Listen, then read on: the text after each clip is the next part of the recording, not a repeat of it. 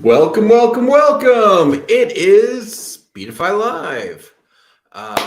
So, in a strange turn of events, we lost our guest for today. I hope they're okay, but who knows where they are. So, luckily for you guys, we have a backup guest, Brian Prodoehl, Chief Technical Officer, one of the big brains behind Speedify, available to jump on and talk to you guys. Yeah. Hey, everybody.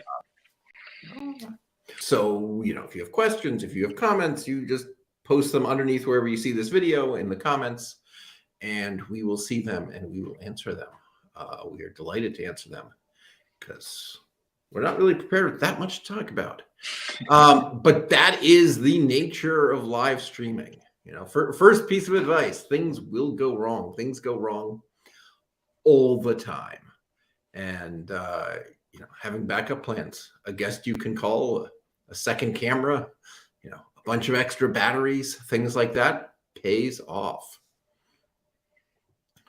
All right. First question from Mike. Hi, is the auto start of the Speedify UI fixed in Linux? I built a Raspberry Pi case with 4x LTE 4G dongles with Speedify for LTE and wired bonding internet. Plug and play pellet case for live streaming at location. Yeah, is that nice. Using Raspberry Pi OS or what? I guess what distro in that? But I think it should be fixed. If it's not, yeah, reach out to support. But let us know what what OS you're running on that.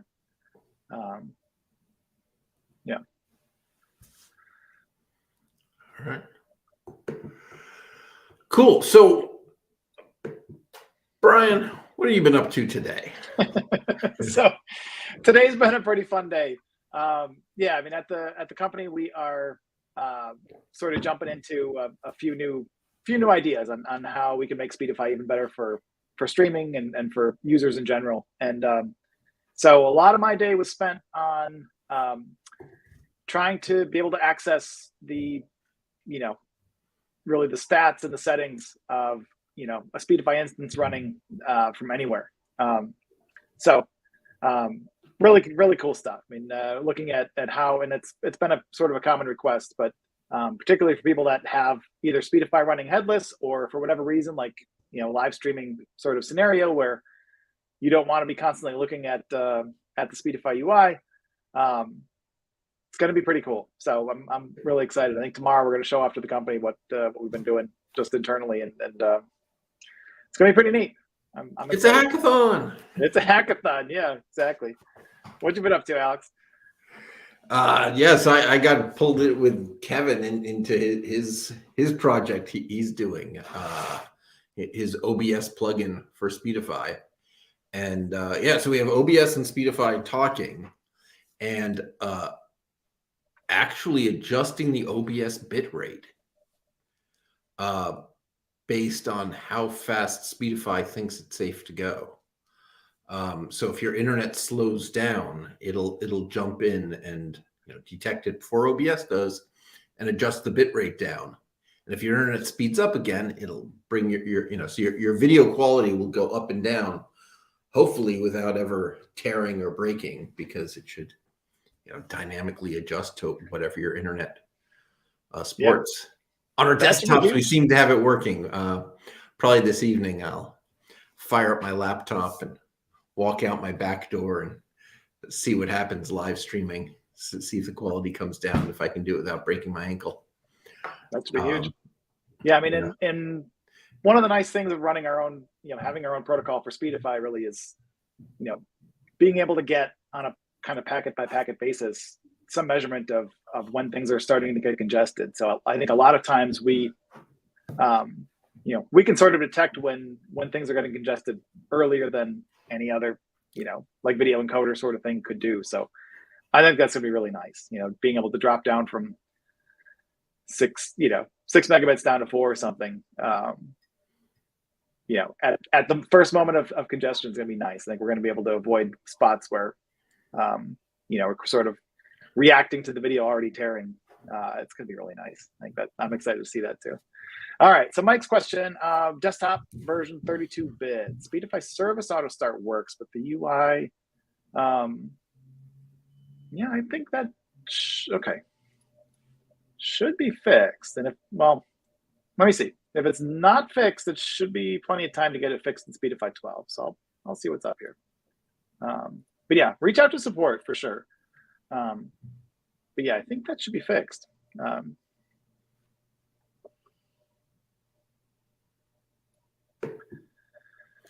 All right. Danny says, can you reduce the price of the dedicated server, please, or set a price per gigabyte, or create a package affordable for solo streamers? Yes, we have a plan.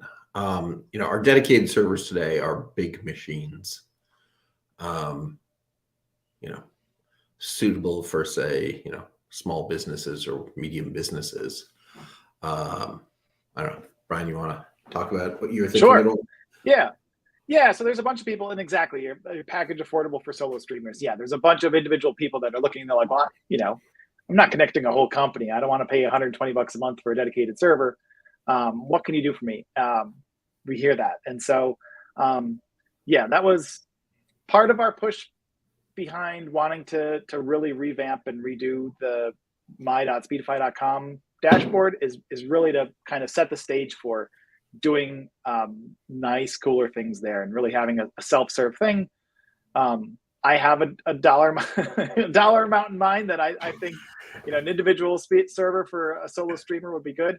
But I really want to make that self-serve. I want to make that so you can just kind of add the server for the weekend and pick and say, I want it in San Francisco, or I want it in London, or whatever, and just have it done. A few minutes later, there it is. It's ready for you. Do your event, cancel the thing. I hear you. And I think that was a big driving force behind wanting to redo the my.speedify.com and really set the stage there. So yeah, I think you'll be happy with what's in store. All right. Is there any plans to make a free version ads based? I have to tell you, how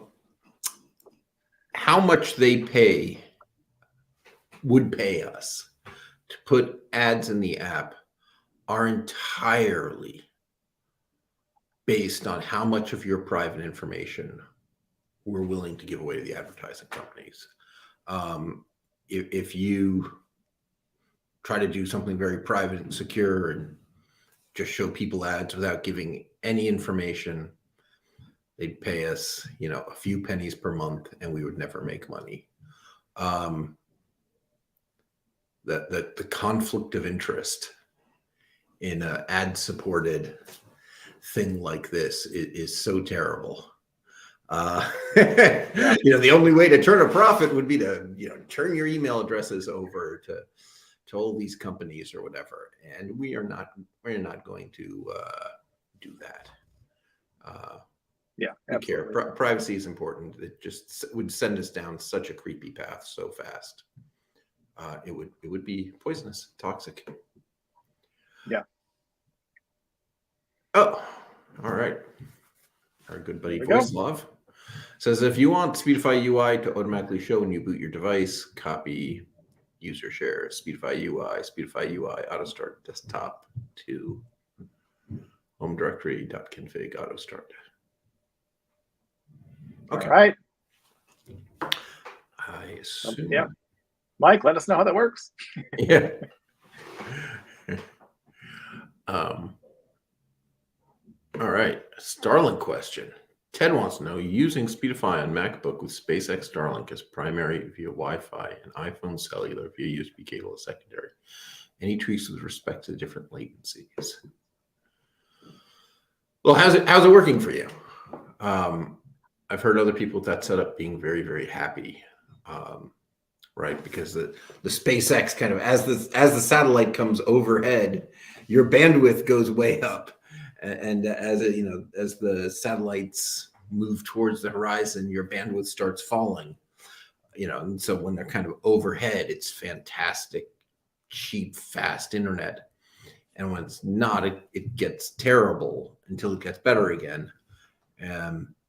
So being able to switch over to the cell phone during those bad parts, other people say are, life-saving. Yeah. Yeah, and I've certainly heard quite a bit of people. Good, it's working well. Actually. Perfect. Good. Yeah, there were quite a few people who it seemed like every hour or so would drop off for 30 to 90 seconds, and I think there was a software update maybe like a month or two ago that some people reported that was better, and other people were like, "What are you talking about? It's exactly the same." So, I'm sort of curious if you're still seeing those drops. All right. Also, Speedify Speed Test used to test each interface separately, then together, and show the separate results. Is that still possible? Yeah, Speed Test used to take a very long time as it tested every possible combination.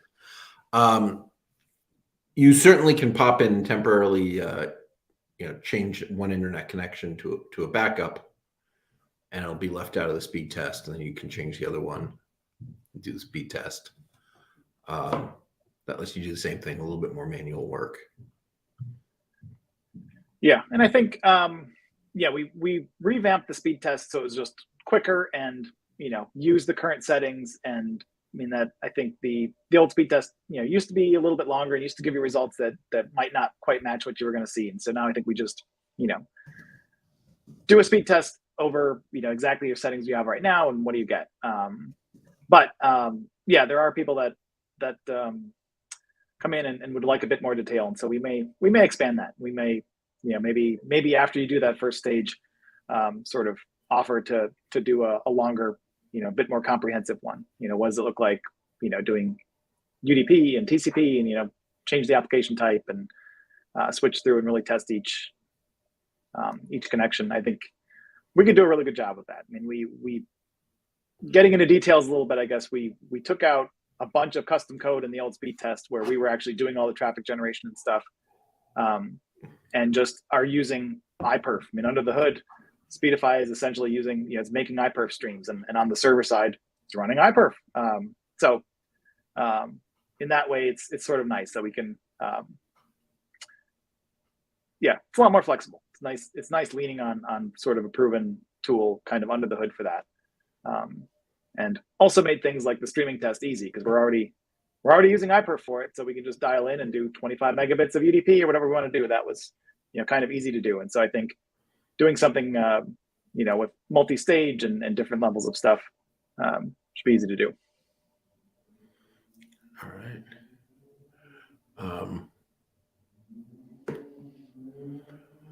I can use Netflix and Spotify with Speedify. Yes. Yeah, so Spotify works perfectly with Speedify. I use it all the time. Netflix works pretty well. So if you turn off the bypass in Speedify, then the Netflix traffic gets bonded and split across your connections and all of that stuff. But Netflix might hide movies from you that are only available in your country. If you turn on the bypass, then the Netflix traffic doesn't use Speedify and you can see everything. So actually it's a little trade-off there. But all the Netflix exclusives and stuff are there no matter what the setting is. So that's what I use. All right, Danny. When does Speedify plan to buy out and take over LiveView and Teradek? They both got acquired already. It's which kind of makes me excited. My impression is these guys get acquired, things just grind to a halt, and us little companies manage to keep improving, and pretty soon you wouldn't want to use it. Wait, I can't use Netflix and Spotify with Speedify. Yeah, it should. So Netflix, I mean, Spotify works great. We'd be interested in logs. I listen to 2 or 3 hours a day of Spotify through Speedify, and I've never had any issue at all. Netflix, there's that little trade-off of, But sorry, Brian, you said so. No, yeah, it may be an issue. I mean, the Netflix and Spotify may be an issue of what data center you're connecting through. I know that is still a little bit of a cat and mouse game, and if our only option in a location are data centers where people are also attacking Netflix and Spotify from, we may just sort of be in a pool of IPs that they just do a hard block on. So that's still a bit of a cat and mouse game. And I guess let us know what data centers you're connecting to, and you may want to pop in and connect to something in the US or something if you're just hitting a hard block on those, because those should definitely work. And if you are finding services like that don't work, you can let support know and poke, and they'll let our operations team know. But the chances are good that we're already trying to shuffle resources around and get around that stuff. But it can be a bit of a cat and mouse game if we're sort of neighbors of people that are actually staging attacks against these things.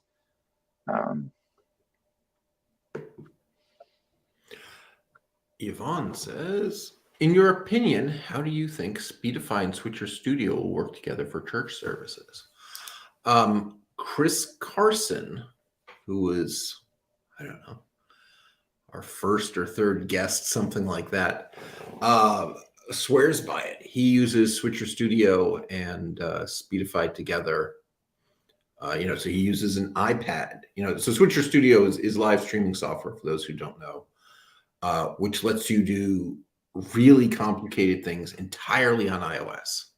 So you can use an iPad as your central control station, and then other people can be walking around with iPhones, and all the iPhone's cameras are coming back to your iPad, and you pick which one goes out on your live stream, and you can type text or whatever as overlays on the iPad. It's really nice as an iOS only solution. And yeah, we work great. If you see any issues in iOS, there's now IP leak protection switch. We've tightened up some of the firewall rules. If you see any strange issues, the iPhone's being unable to connect, you might want to try switching that off. And something I just said made Siri pop up on this Mac. And it's writing out everything I'm saying. It's terrible. Yeah, you might want to disable that. All right. Timothy says, when using Speedify to change the NAT type, is it possible to change to NAT type A? When I connect to the Nintendo Switch, it sometimes goes from NAT type D to B, sometimes not even that, though. Thank you.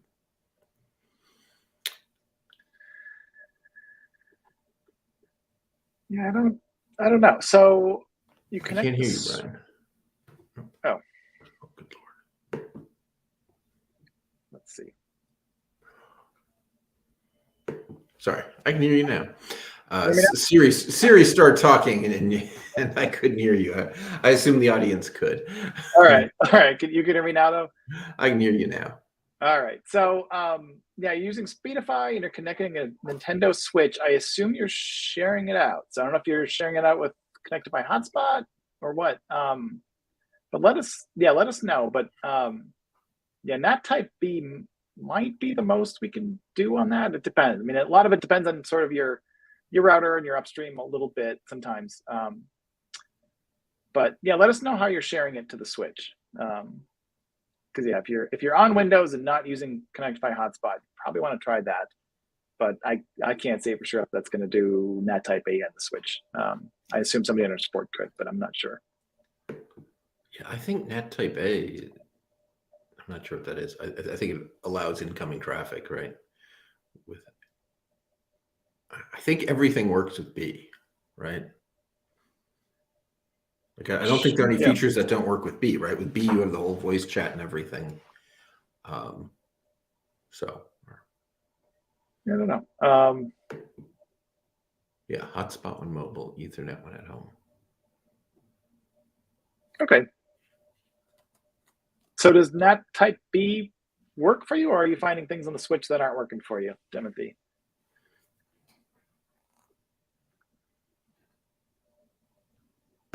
No, it stays at D. Interesting. And this is using Connected by Hotspot to share it, or how are you sharing it?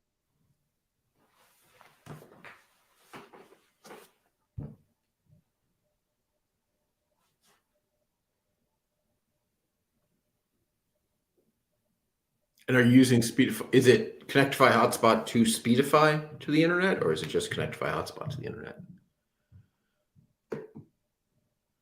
Sometimes it switches to B and that works, but other days it doesn't work. Yes, using wireless hotspot. It's weird. Yeah, I guess reach out to support. I think they'll probably want to see some logs. Yeah, it's kind of a weird one. Should be consistent, and I would expect that with Connectify Hotspot and Speedify sharing to devices, you should get a consistent NAT type. It should always. I mean, I would assume it would always be B. Yeah. Weird.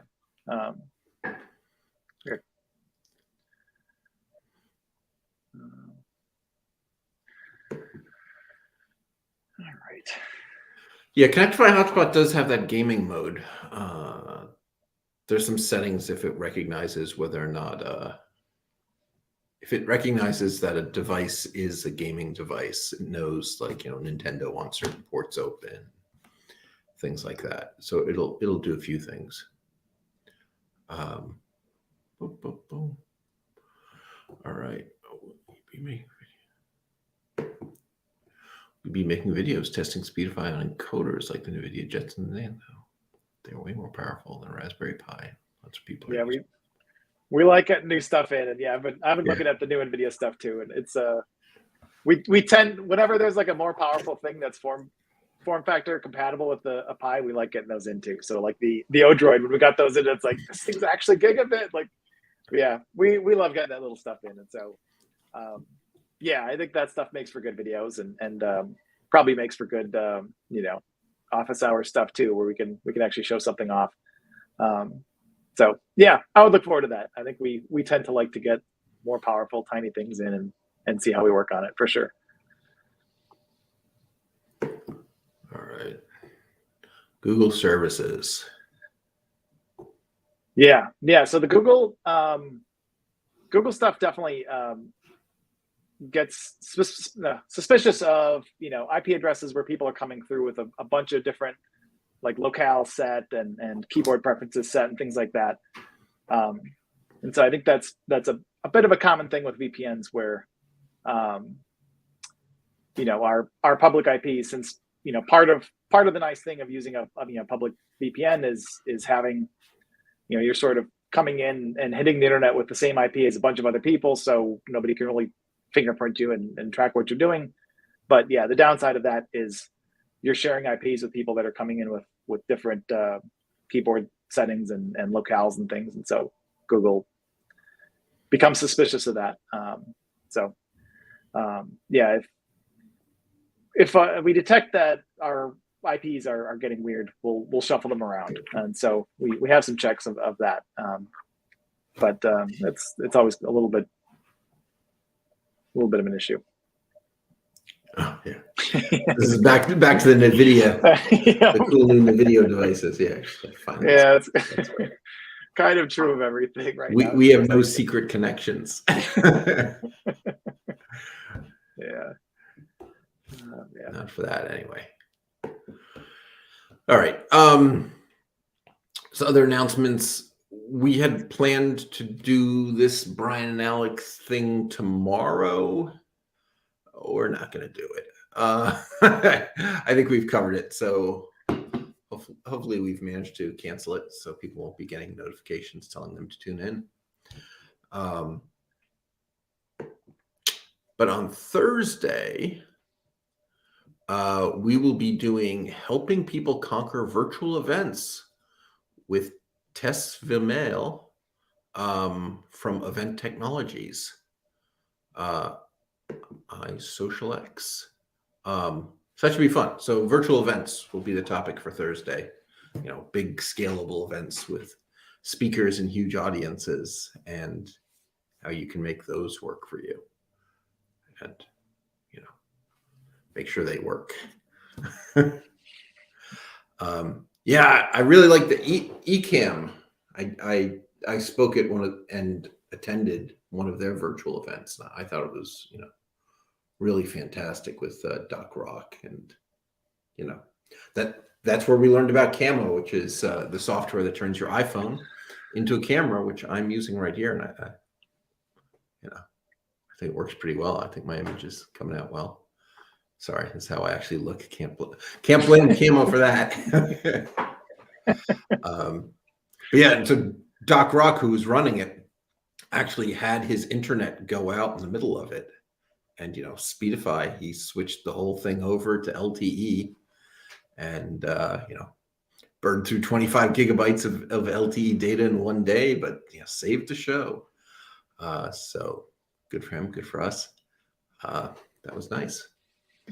All right, I'm not seeing any more questions, and we are at 5:30, so I think we're going to say thank you. All right. And I will see all of you next Thursday. And see you online. All right. Bye. See ya. Bye.